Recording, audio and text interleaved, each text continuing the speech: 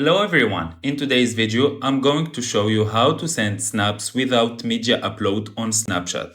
So the first thing we need to do is make sure that Snapchat is having the latest update.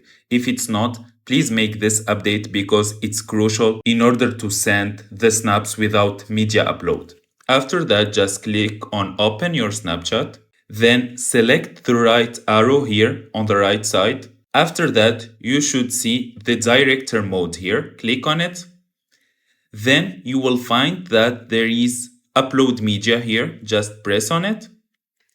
Then let's say we choose any photo. Then click next. Then click on preview. Then just select send to. And then select which one you want to send to. After that, when we open our conversation, you will find it is sent as normal snap, not with media upload.